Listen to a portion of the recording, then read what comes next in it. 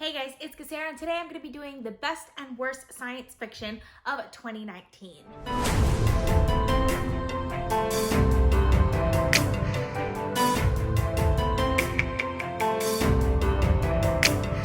This video is part of my 2019 reading recap. If you missed the last video in this series, I will link it up in the cards for you guys.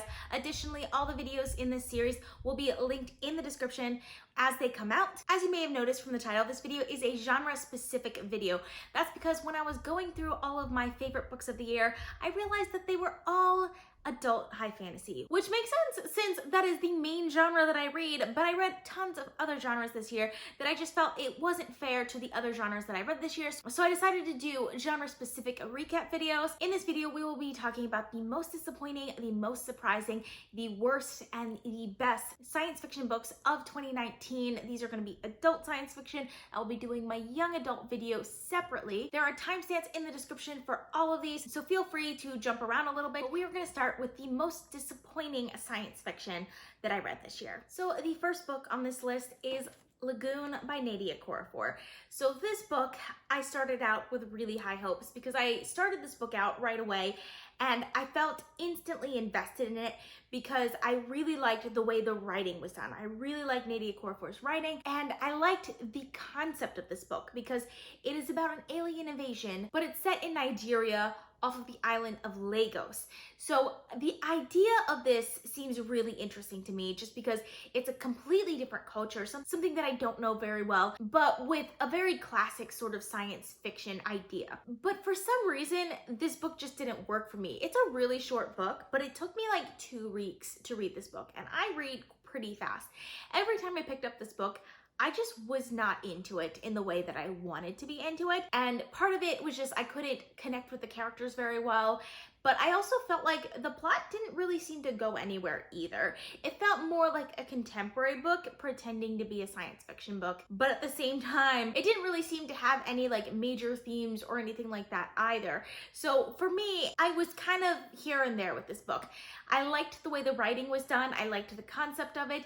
But the actual book itself didn't really work for me that well. So I ended up giving it 3 stars. The next book on this list that I found quite disappointing is A Closed and Common Orbit by Becky Chambers. So this is the second book in the Wayfarers trilogy. And this book I was excited for because the main characters in this book are artificial intelligences, and they were very interesting characters in the first book in this series. But for some reason, for me, this book was just really boring. Like, I don't think it was bad. It was kind of an interesting concept. I generally really like reading from the point of views of artificial intelligences, but for some reason with this one, I didn't feel anything when I was reading this book. So I ended up giving this one 3 stars as well. So next we're gonna talk about the most surprising science fiction books of 2019. And the first one on this list is The Three-Body Problem by Cixin. So this book was one that I had been meaning to read for a while, but I didn't know what to expect going into it. It started out in a way that really surprised me because it had just this interesting mystery to it. I'm not used to science fiction books having that sort of mystery element in it, the way that a lot of fantasy books have that sort of like more mysterious, like what's kind of going on, and this more atmospheric feel to it. And that's how this book started, and I really love that aspect of it.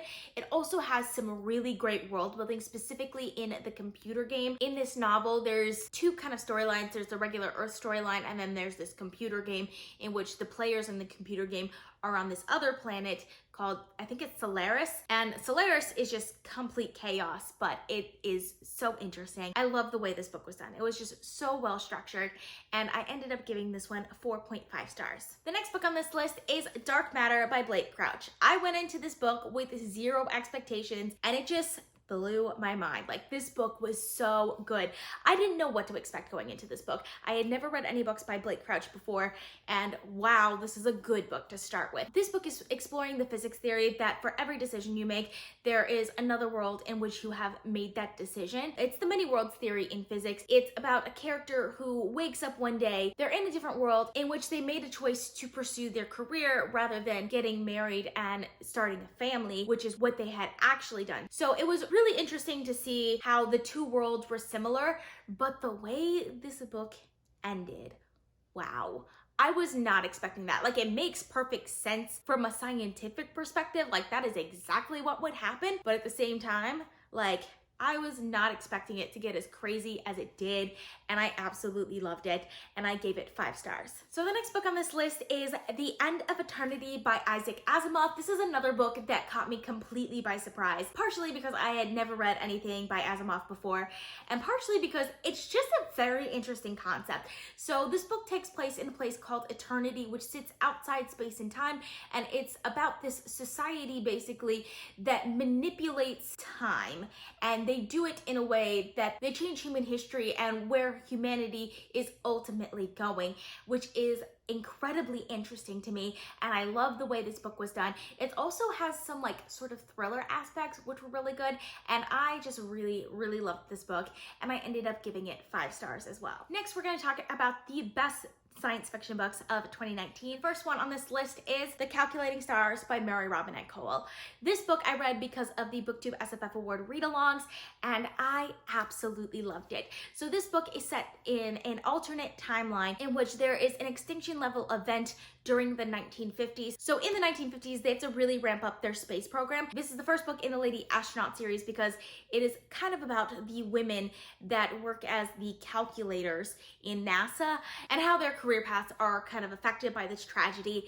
And I really loved it. There are some really interesting social and political situations in this book. It kind of felt like a historical fiction in some ways, but it wasn't actually historical fiction because it was a completely different timeline. So it was very interesting, and I really enjoyed it, and I gave this one 5 stars as well. So the next book on this list is Recursion by Blake Crouch. So this book recently came out. I was really excited going into this book as well because I had finished Dark Matter a couple of months before I picked up this book, and this book is just more attuned to me, I feel like, just because it is about time travel, which is amazing. I personally don't like the way the time travel works. Like, it's kind of weird the way that it works, but I kind of love it at the same time.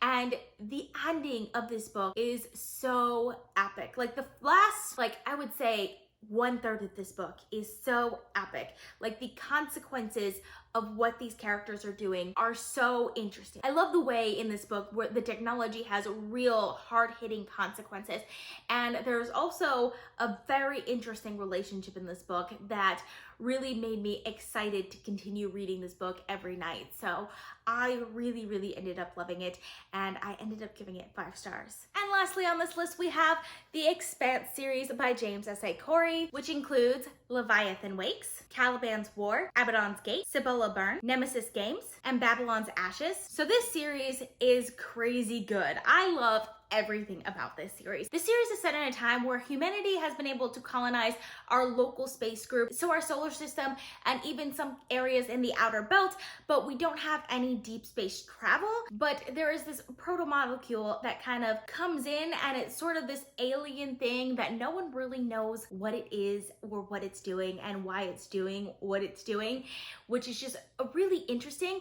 But what makes this book really great is the politics, because in this universe there is Earth, but then there's also the Mars colony, which has tons of people that are living on Mars now, as well as people that are living in the outer belts. So there are these 3 really big factions of people, and all of their interactions and things like that are very complex, and I love the way that this works because at the very beginning, of course, with this proto-molecule coming out, people are not sure if this is actually an alien thing or if it's just one of these big factions trying to wage war on another faction, or what is really going on. So there's just these really complex political situations, and then we have our characters that are smack dab in the middle of it, and I love every second of it. These books are so fast-paced, they're so much fun to read, there's tons and tons of action in these books, and I absolutely love it. I think most of these books I gave 5 stars. There's a few in there that I gave 4 or 4.5 stars, but this series overall is fantastic. So those are all the books that I have for you in this video. If you've read any of them, please let me know down in the comments. I would love to discuss with you guys. I'm planning on posting at least 4 videos a week in the month of December, so consider subscribing. If you like this video, please give it a big thumbs up to support my channel. All social media links are in the description down below. Thank you guys so much for watching, and I'll see you guys next time. Bye.